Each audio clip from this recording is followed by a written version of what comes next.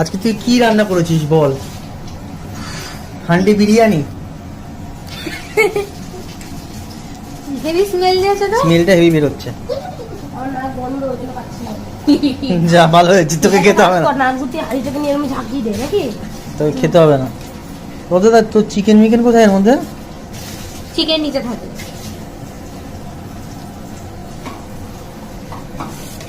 আর একটা কি হয়েছে?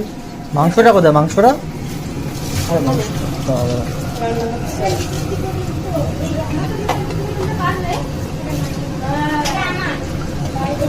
কোনটা তো এই প্যাকটা আমার ওদের অনেক বড় কত ঢুকাইছি। বাহ।